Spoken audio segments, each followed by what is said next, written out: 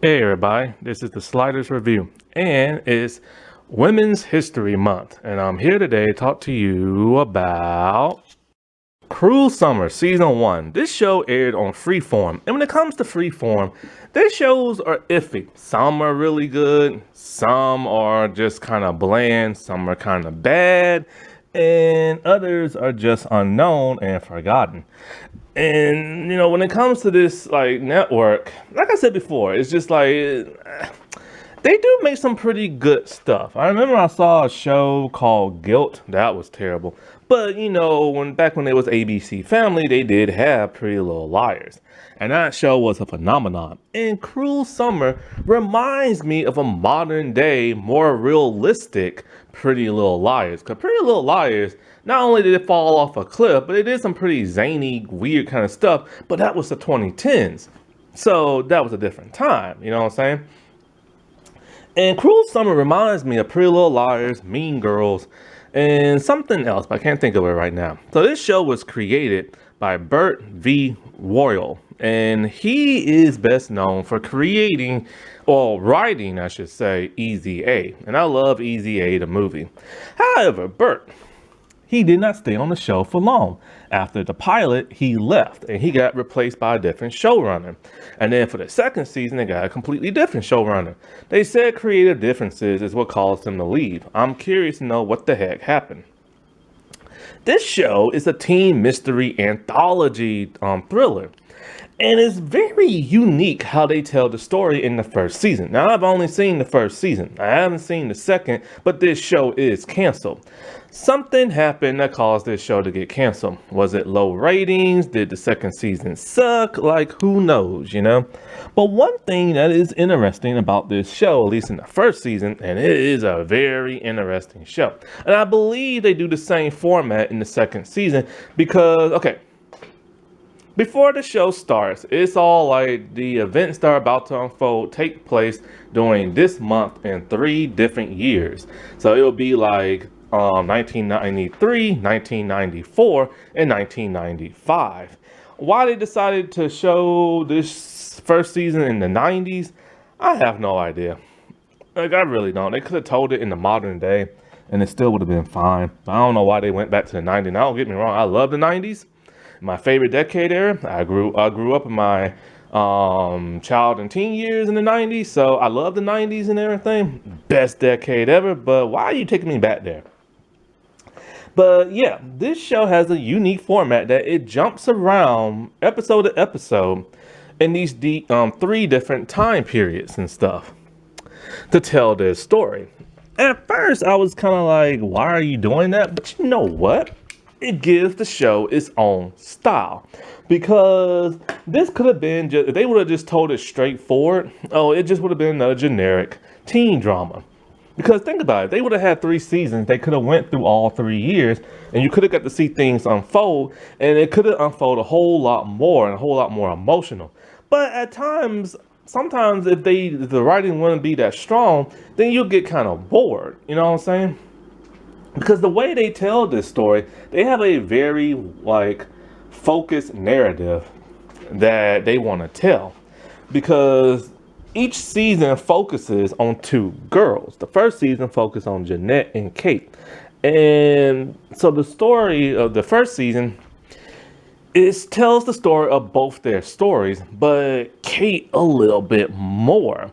And so if it would have been a full season, and the full season takes place during this one time period, then they will have to explore more characters and the story gets convoluted, and then they go to the next season with the different year getting even more convoluted. So I think this format worked and everything because it just worked for the pacing of the story, and it worked for its narrative, and it just gave it its own unique style. Now, sadly, of course, the supporting cast,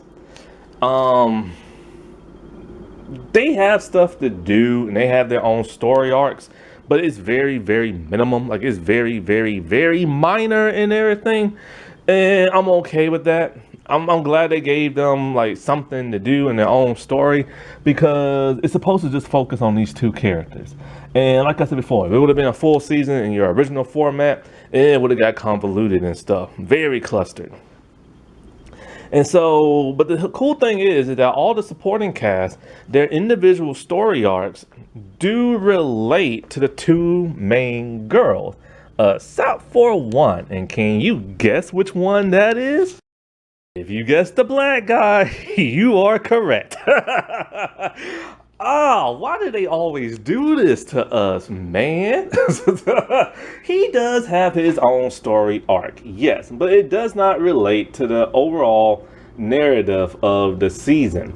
Basically, what it is that he's the best, I can't talk, the best friends of these two girls, and he's gay, and he's closeted gay. He comes out, he has this boyfriend, he sneaks around with his boyfriend.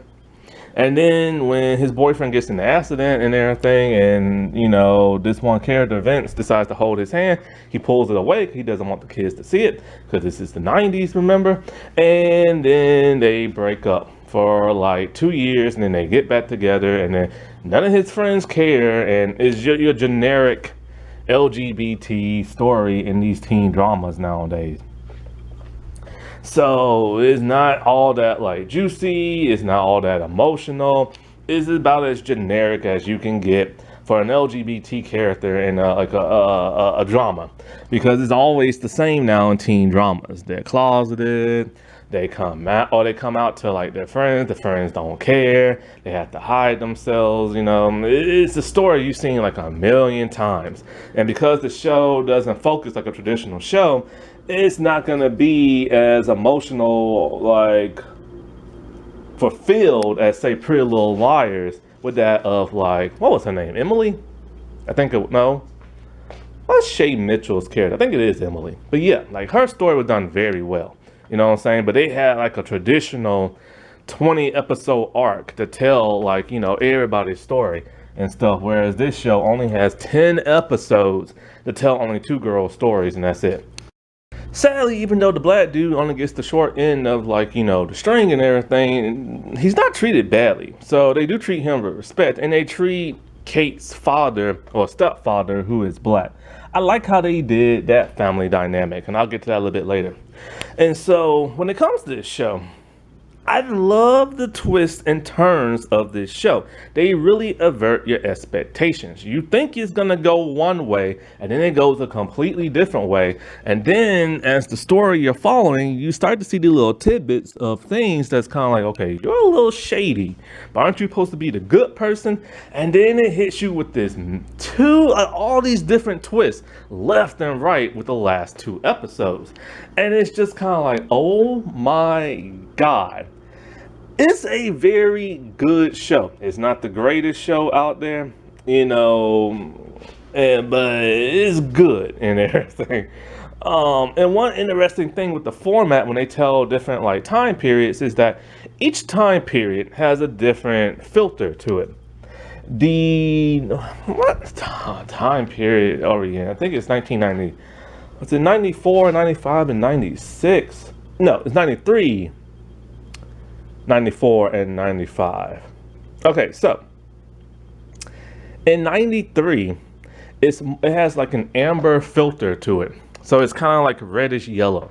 Then in 94, it's a just typical normal camera lighting and everything, nothing different about it. But then when we get to 95, oh my God, it becomes like a dystopia. It's all basically gray. There's color there, it's just very muted down to where you can see barely no color. But then there are certain things that are highlighted, like say a person has like a red shirt. That red shirt would be highlighted very brightly, or like a blue shirt, kind of like Schindler's List. And so I guess it's supposed to represent the darkest timeline and everything, because like, you know, but every timeline is pretty dark. Now the two characters that we interact with, Kate and Jeanette, it's weird. You would think these two would be polar opposites, right? Because they look different, they act different when we first see them, but they're more similar than you take credit for when you see them and stuff. They're very, very, very similar. And the thing is, you don't know who really to root for because of this weird story that's going on. So basically, the story of the first season is this: a girl has gone missing for over a year, about over like 112 days. So however many days that is, and a little bit more. But she's been gone for about 4 months. And so, like, people assume, of course, she's dead. And, but it turns out she's not dead. So she's been gone for 4 months and everything, right? And so when she returns, Jeanette assumes, oh, did they find her dead body and all this other stuff? And they're like, no, she's alive. And then, so in 94, when she is found, she tells a very interesting story. She says that Jeanette saw her in the house because she was in the basement, being locked away by this older man who groomed her and stuff.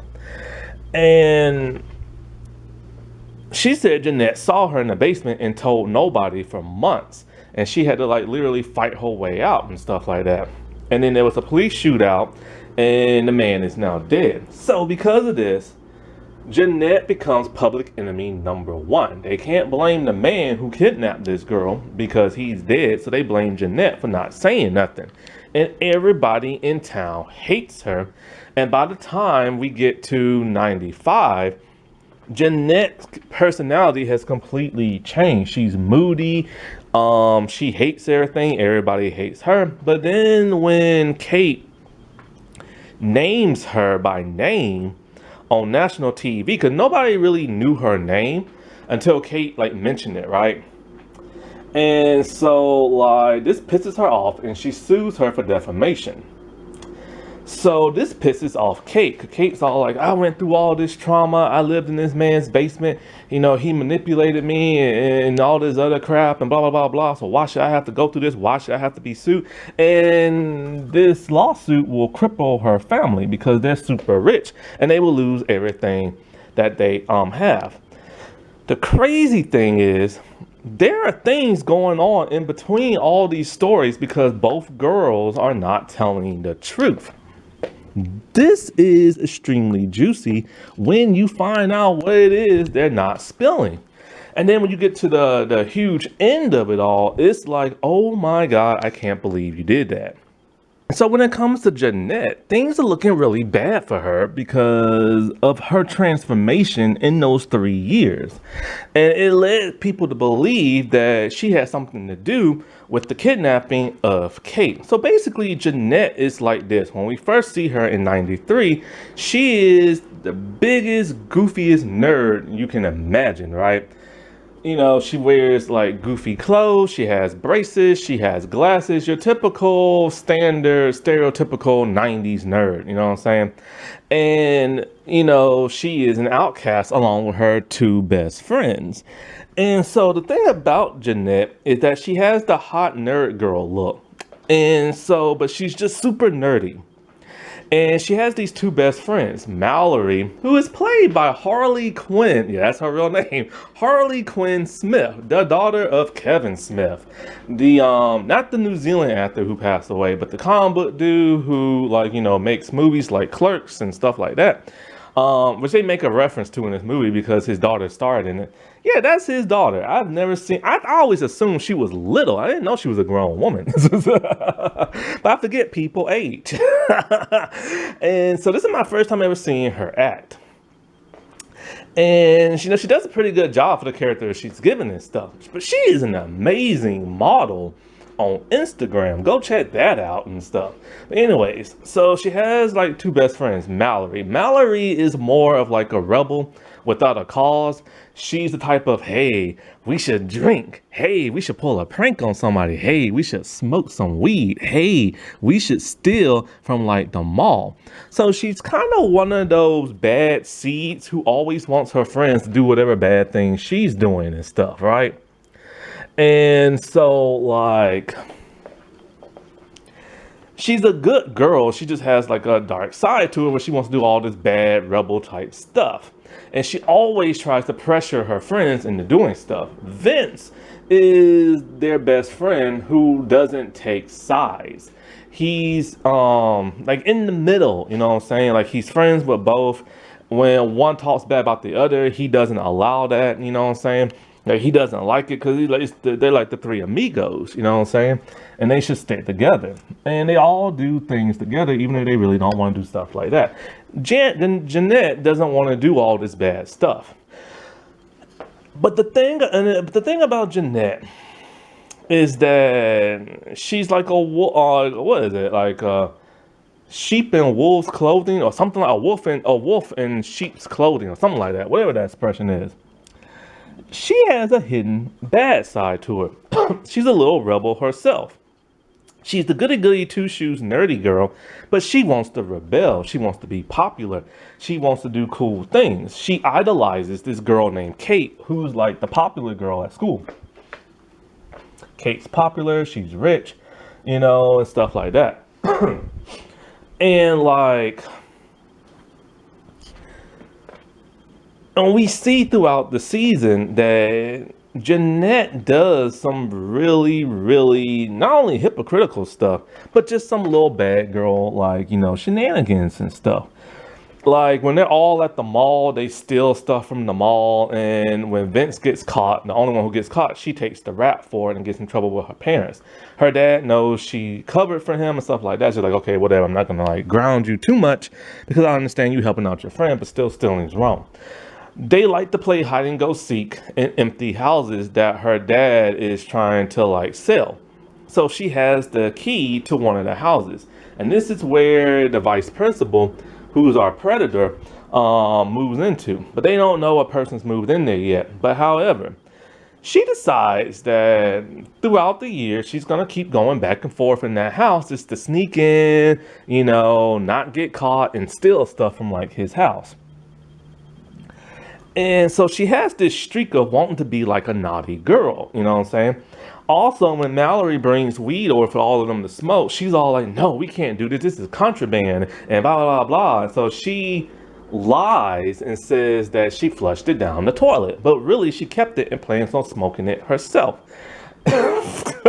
And so you see her do all these naughty things. Well, Kate is a nice girl. Even though she's popular, she's not the mean girl. Her friends are the mean girls. They're not followers. They are vicious and everything. And they always make fun of her and her friends. Even Kate's a little shady. Kate hangs out with a lot of mean people. And so, like, when Jeanette, like, is on a date with this one guy, those girls are making fun of him. And so, like, she just completely ditches him, hurts his feelings and all this other crap, right? Well, like I said before, she is obsessed with Kate, wanting to be her friend and all this other crap. Her mom has a similar vibe. Her mom is obsessed with Kate's mother because they knew each other in school too. Anyways, when Kate goes missing, all of a sudden, she pulls a Pretty Little Liars Mona to where, like, she now becomes the new it girl. She ditched her nerdy persona, she ditched her friends, and she now is like the new hot girl at school. She's now dating Kate's former boyfriend, and she's now best friends with Kate's former best friends. So she has literally taken over that of Kate's life, which makes people believe she has something to do with it when Kate is later revealed to be alive and stuff. And, you know, so it makes her look very suspicious. But she, in her mind, she's just like, she finally got that hot girl status. Now, we finally found out why her friends ditched her. It turns out Vince has not ditched her, and her and Vince are still friends. Her and Mallory had a falling out. Because Mallory, like I said before, likes to instigate all this bad stuff and this bad behavior. And Mallory got caught by the vice principal by recording his house. Because they were going to pull a prank. They wanted to record all the teachers and stuff. Because Mallory has a list of all the bad things they have to do, and they have to do it for summer. Oh, by the way, this show got renamed to Cruel Summer. It used to be called last summer or something like that. And Jessica Biel is an executive producer on this show. I didn't know that. Anyway, so Mallory has her bad list and she wants to record all the teachers and their embarrassing moments and this and that. And so she wants to play it for everybody at school. The vice principal gets pissed because he realizes he sees somebody in the window. It's the missing girl. So he doesn't want nobody to find out. So he gives her detention. She's pissed because Jeanette was supposed to be the lookout, right? So Jeanette tells her, look, man, I'm tired of doing all this bad stuff. I want to be a good girl, blah, blah, blah, stuff like that. And so she's like, what? So you don't want to be me and Vince's friend? She's like, I didn't say anything about Vince. So this is what causes those two to have a falling out and they never become friends again.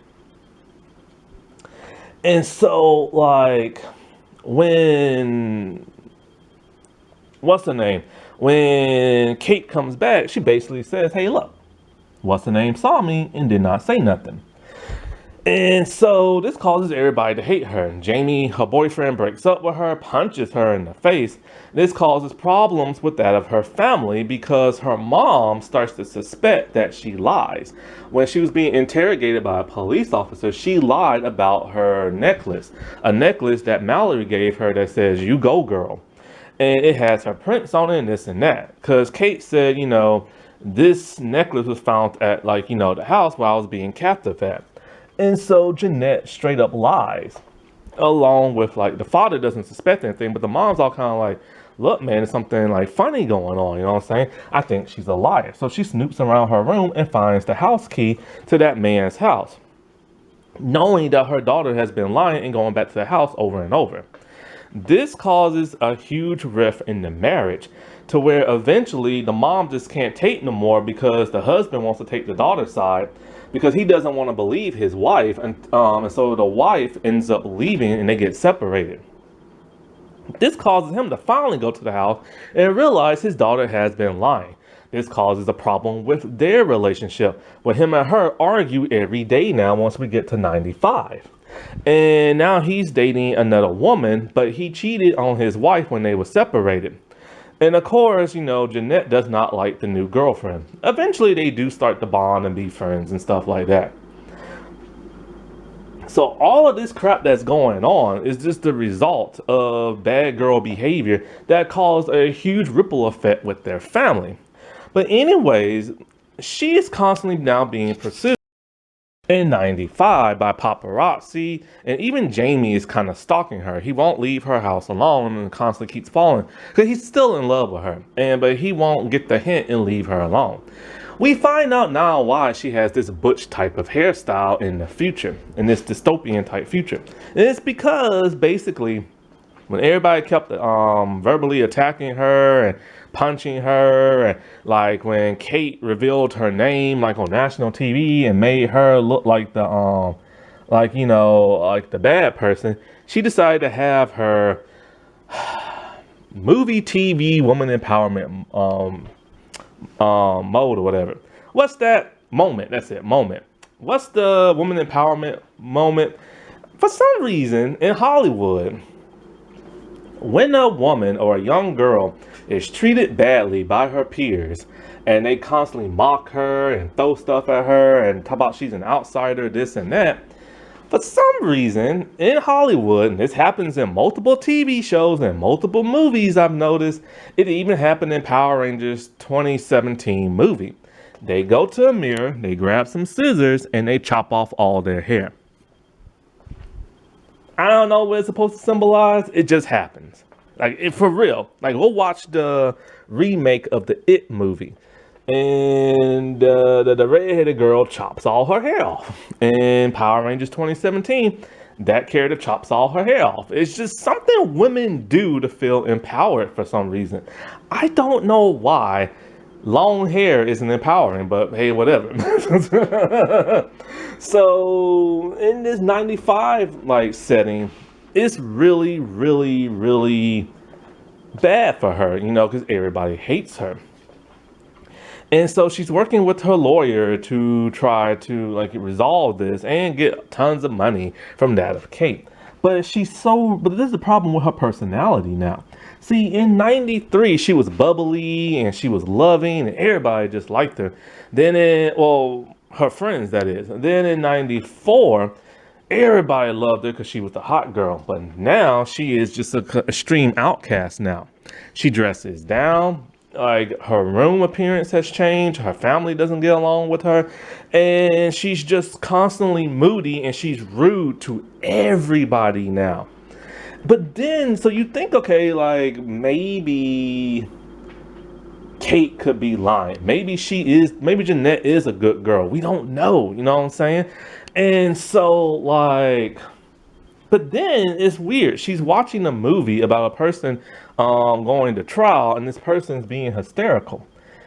She decides to mimic this person's personality off the movie, and it's kind of like, well, hold up, do you plan on lying on the stand? Like, whoa, what's this? I guess she had a dark moment where it's almost like we don't know if we should trust her or not. Then she blackmails a woman, her former best friend, the hot girl, the mean girls, like those best friends. She blackmails the mother because the mother's gonna be all like, yeah, I saw her at that man's house and she was hiding in the closet, which she was.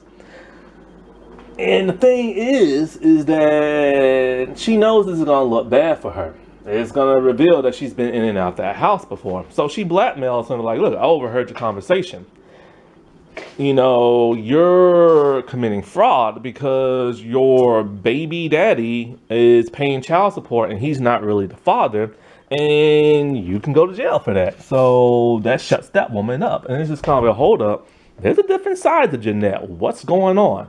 So now we go to Kate. The stuff that happens with Kate is unbelievable and stuff. So like I said before, she's the popular girl. She's rich. Their family is from Texas.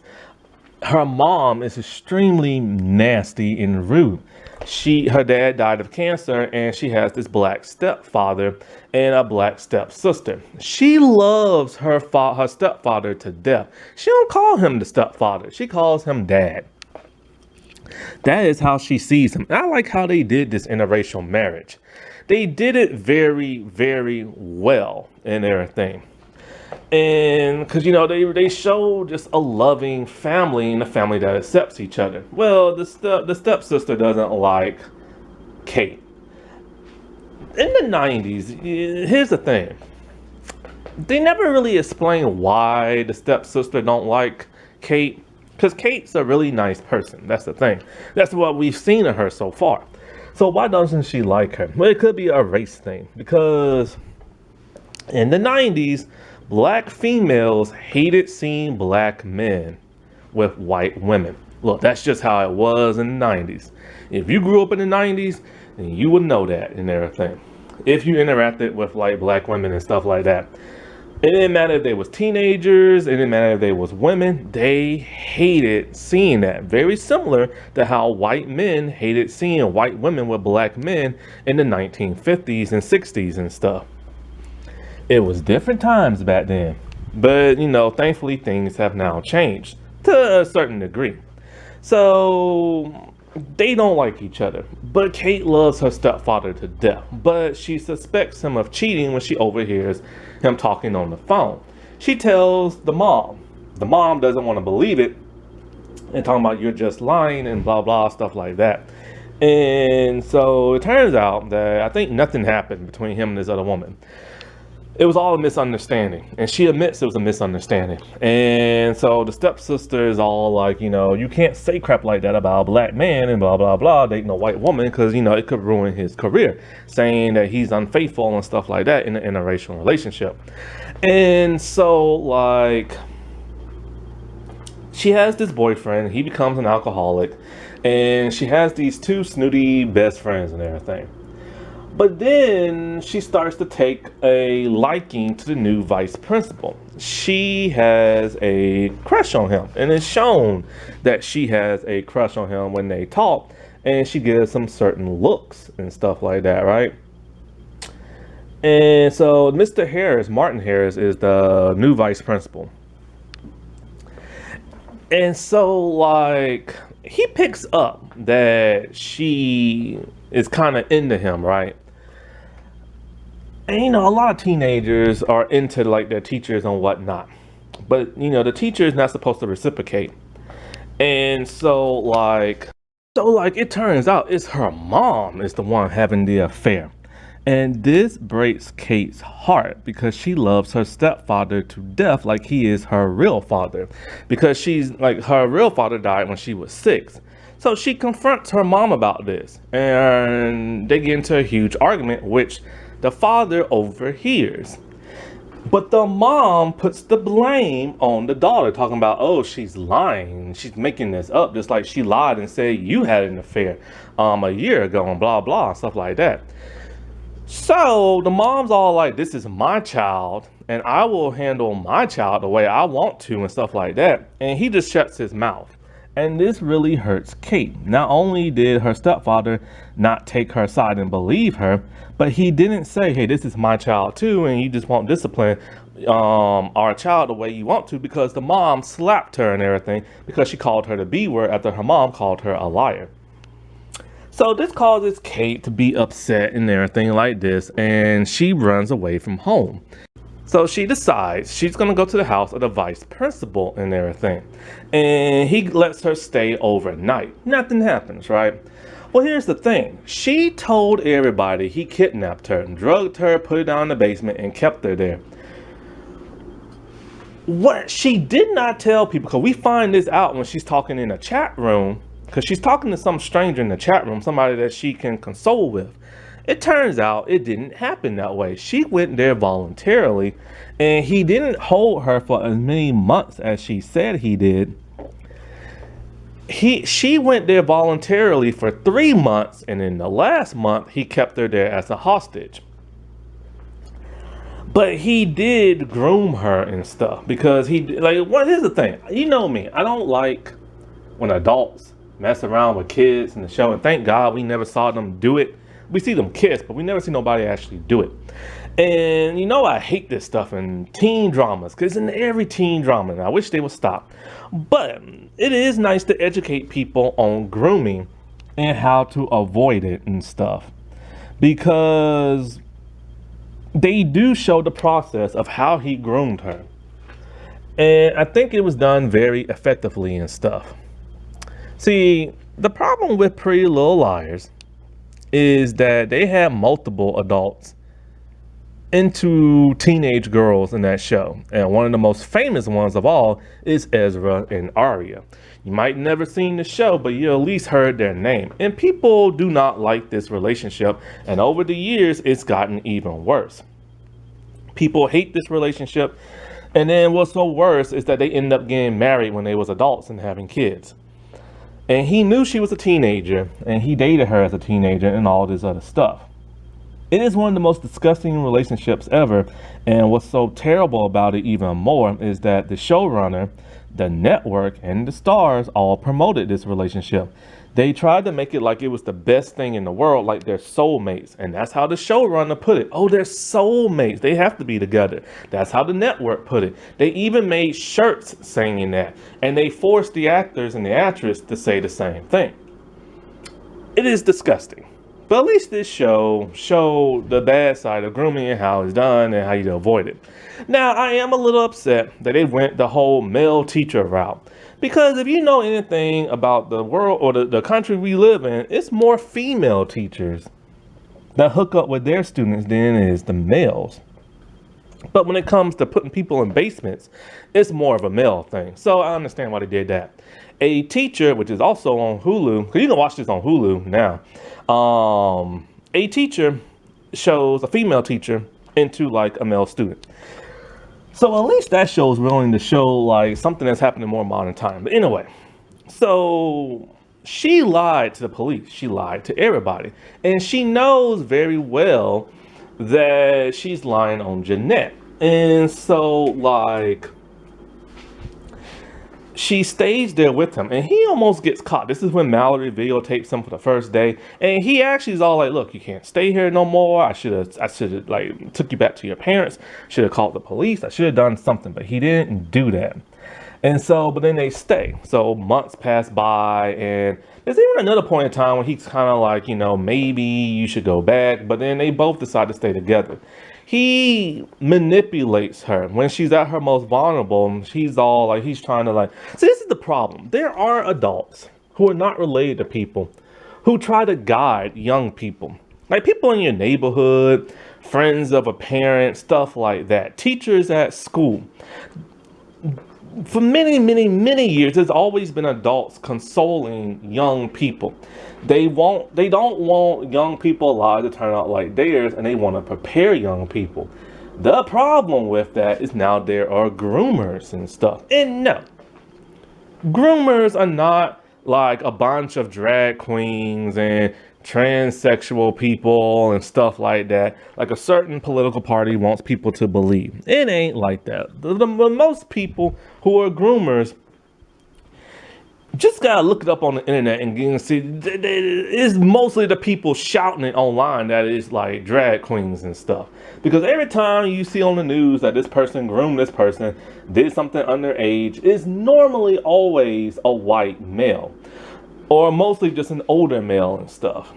And they're not drag queens and they're not transgender people. Now, there could be some that are drag queens and transgender people. I'm not saying that not, there's probably a good possibility that there are some, but they're not all like that, like this one party wants people to believe.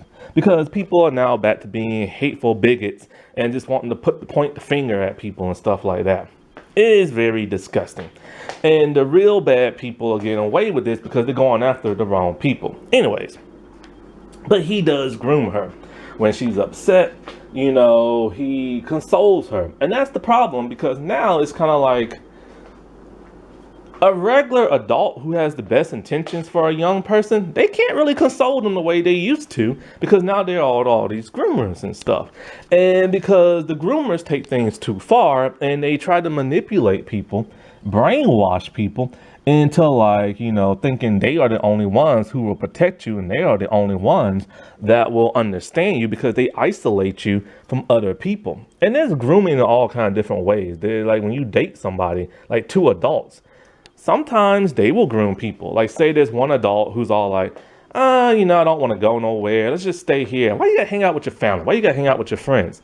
That is a form of grooming and stuff. So it's very, very, very, very complicated nowadays and stuff. And so when he took that the extra mile and they started a relationship, that's when things just went the bad way. What he should have done was all like, look, you can't stay here at night. Let me take you back to your parents and we can all talk about this together and stuff like that. That's what he should have did. Or he should have taken her to the police and called Children Protective Services, because the mom slapped her and all this other stuff. Like he should have did the right thing, but he didn't, because he picked up on her liking him, because she had a crush on him when she had a boyfriend. The boyfriend gave her a promise ring, but she did not want that because she liked this other man. And this is before she started living there. So for 3 months, she was just there in the house and couldn't go nowhere, couldn't do nothing. And she loved it for 3 months and talking about, oh, let's go on a vacation and stuff like that and blah, blah, blah, and move in together when I'm like 18 and stuff like that. She was very much in this relationship. But then when it started to not be fun, that's when she wanted out. And why did she want out?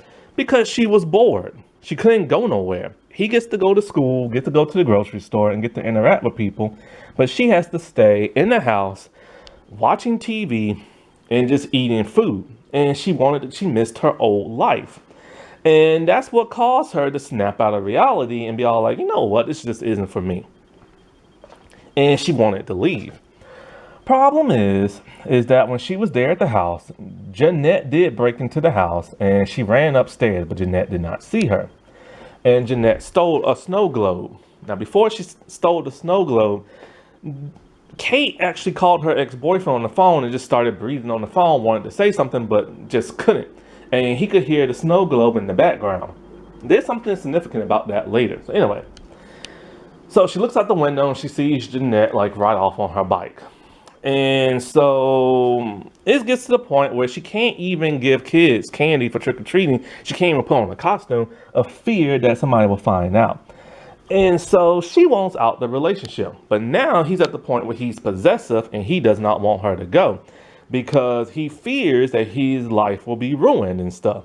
So he tricks her into going down in the basement where he keeps her there for a full month.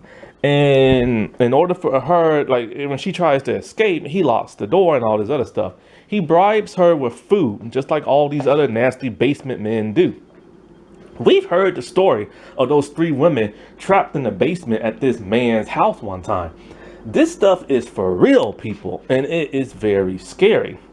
And I remember those 3 women said that he would pit us against each other because if one would be better than the other or rat the other person out, then he would treat one person better than the other. It's even to the point where one of the girls want nothing to do with the other ones because she just can't take it no more, you know?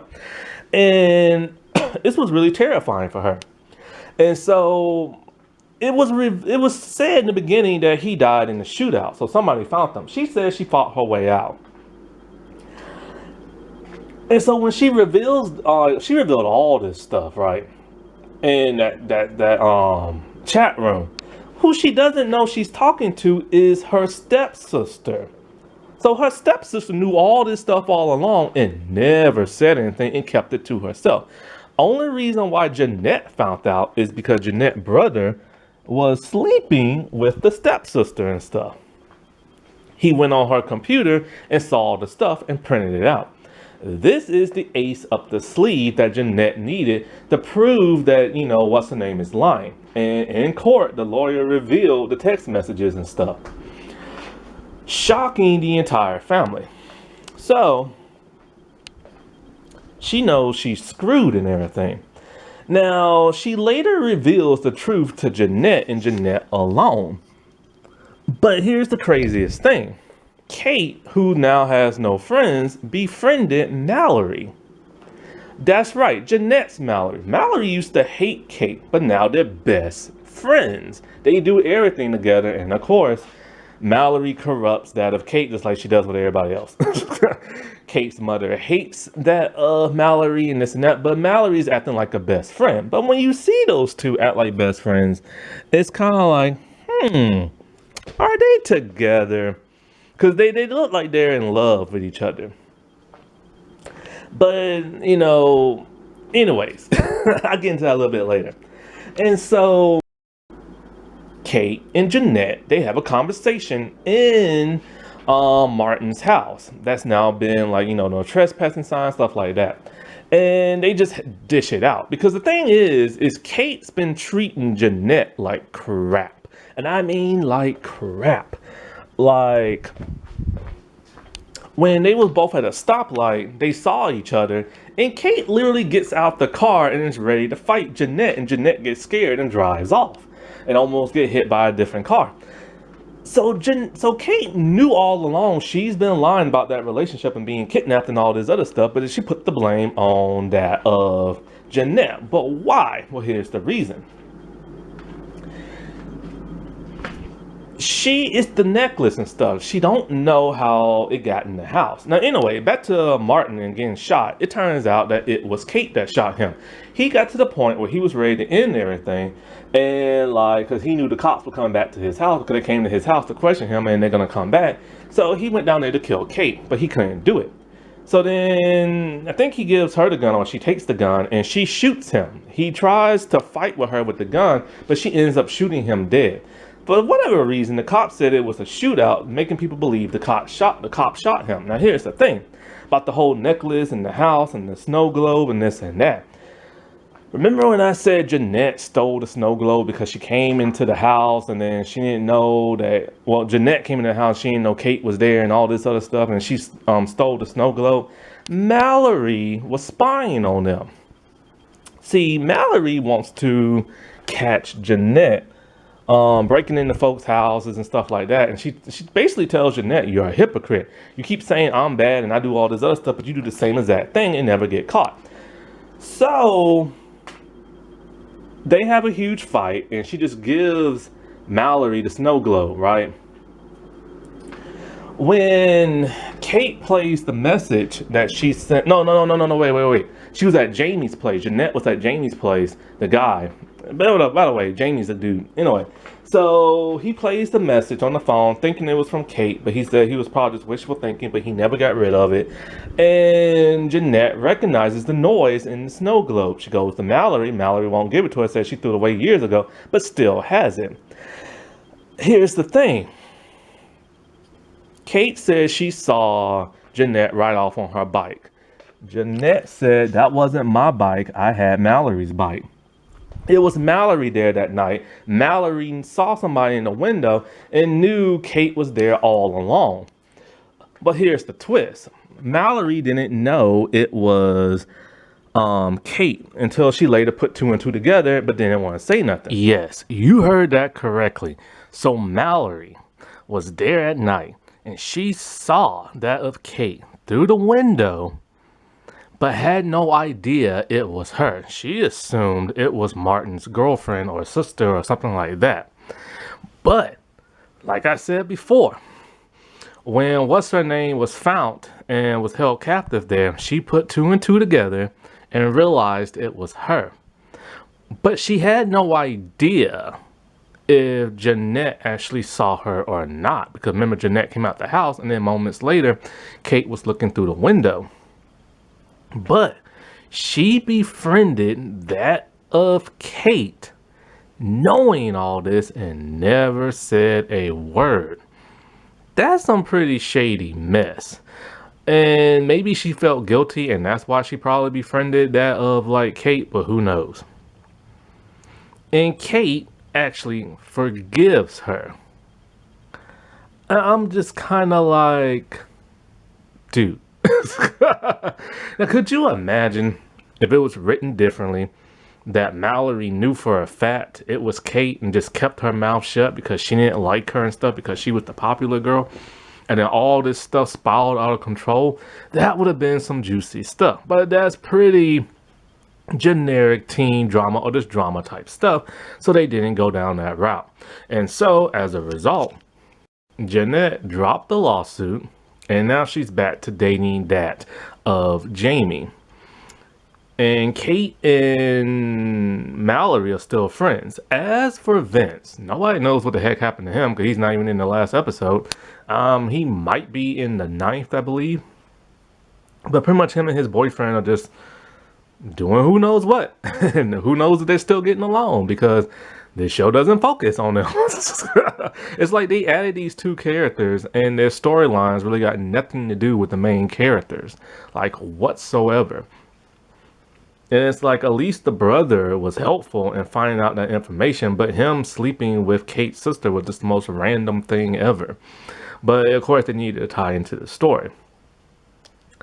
And so next thing you know, like Kate and Mallory are hanging out. They're happy, they're excited, they're having a great time, and then all of a sudden Kate kisses Mallory. So this is the first time we saw them kiss. I'm all like, I knew it. I suspected that and everything. And I'm not even all that surprised that she decided to like kiss her and start a relationship. Like, I'm surprised in the sense that, okay, like, look, it's like Kate doesn't have friends no more. When she came back, her two best friends ditched her for, what's her name, Jeanette. Her boyfriend ditched her for Jeanette.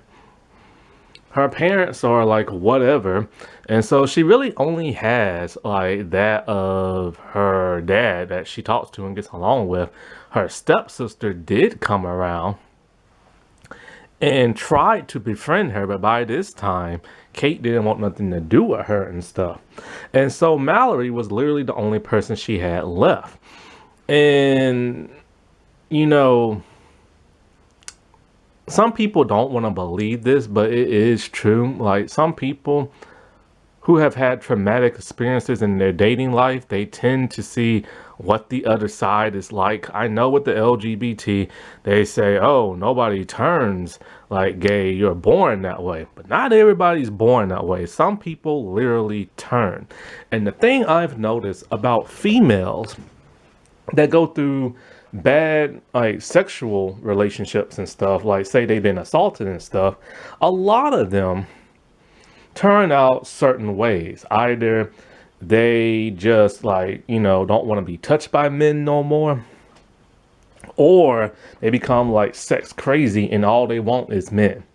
And some of them actually turn like lesbian or bi. It does happen because we've all seen that with certain people before, especially with that of females.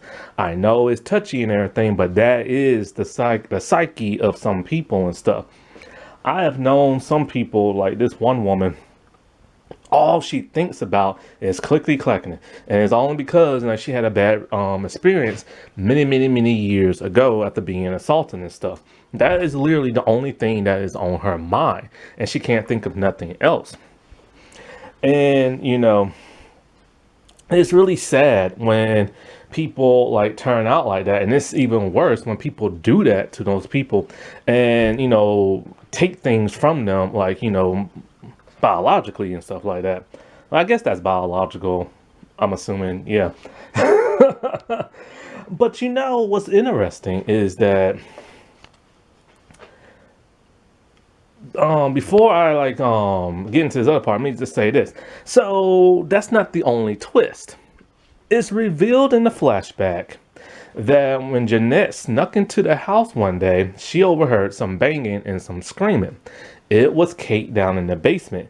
She's about to open the door, but then she decides not to.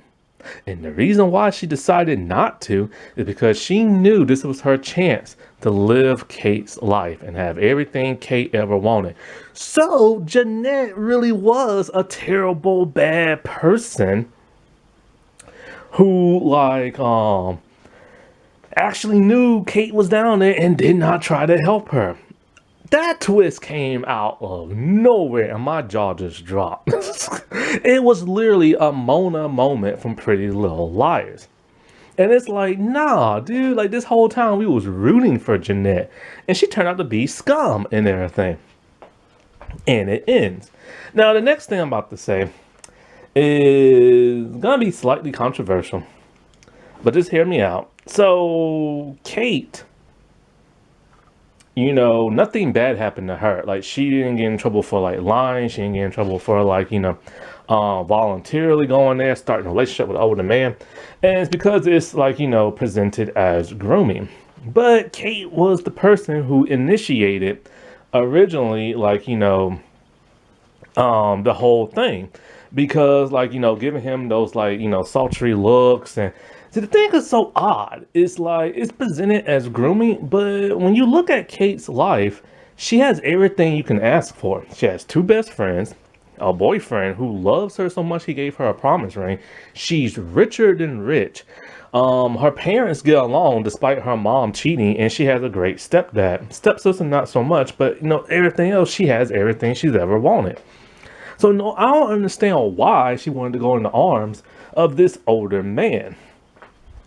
And the thing that is controversial is when it's actual grooming, yes, I understand. You don't blame the teens or the young people, I should say. But I wonder one day, is it gonna be to the point where a judge is gonna be all you knew exactly what you was doing, you initiated this, and you the one who started everything, and you have to have some of the blame too, because you never see a younger person get in trouble for it, because young people are supposed to be innocent, but not every young person is innocent.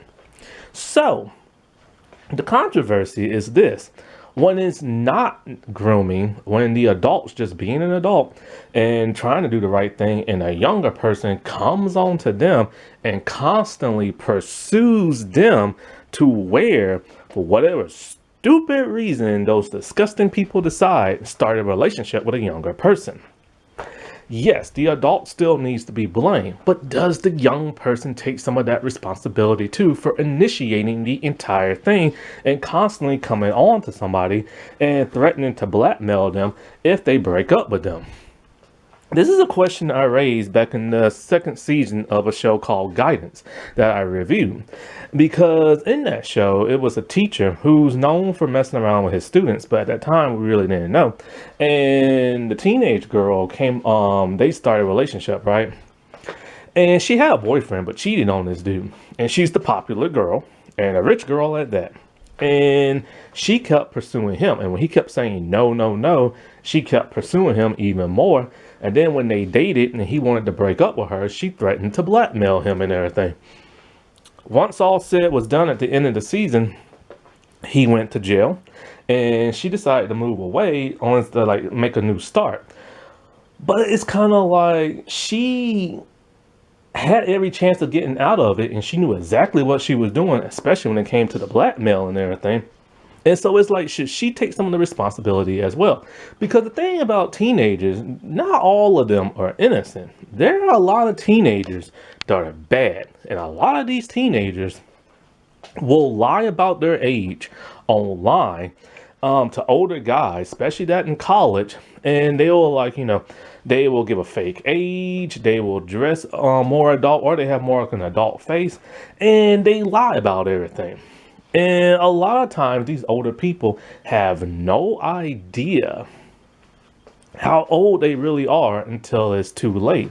And so, of course, the adult goes to jail, but the teenager does not. And I remember there was an actress who got Me Too during the Me Too movement. And she knew this actor from many years ago because they starred in something when he was a kid. I think she played like his mom or something. Anyways, he turned 17 and he kept pursuing her because this all got revealed in a leak email and stuff like that, because she got semi-canceled. She's for the most part canceled, but like some people give her handouts and jobs here and there. Now, I believe for a fact she knew. I believe she knew exactly how old he was because she's from a foreign country, and over there the age of consent is much younger, but over here in America it is not. And I think she knew, and because she even took a nude picture with him underneath the bed covers and stuff, and he was underage. And so like, but she said in the text that I think like he kept pursuing her, but that does not mean she had to initiate. She could have just said no. But I think deep down inside, for whatever reason, she wanted him. Similar to how all those female teachers keep constantly trying to date their younger male students. It makes them feel young and stuff like that. And it's like, I just don't understand people like that. Like, I feel like, depending on the situation, blame needs to go both ways if that teenager also initiated or reciprocated and was not groomed.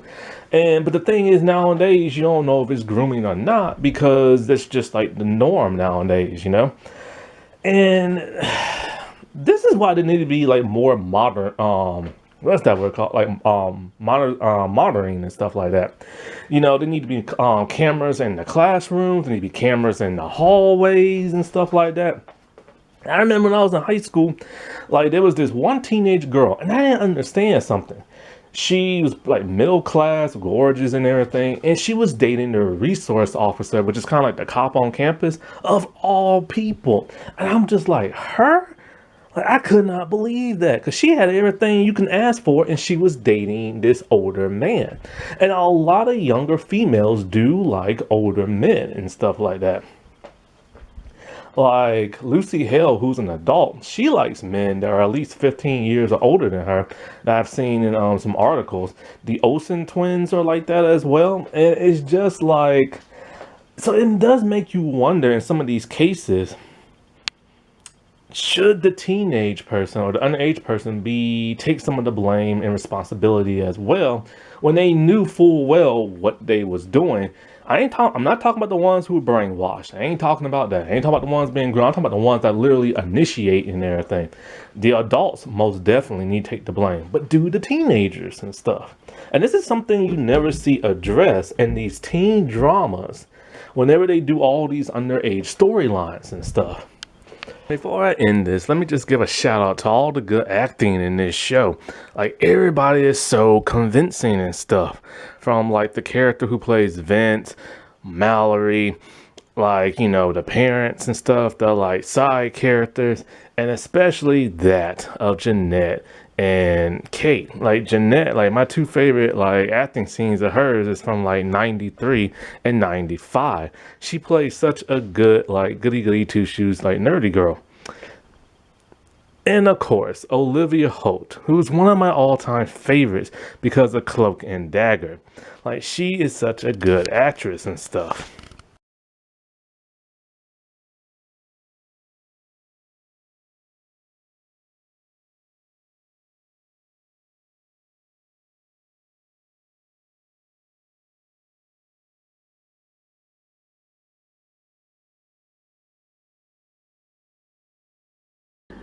Happy Women's History Month, everybody. All right, well, I'll talk to you later. Bye.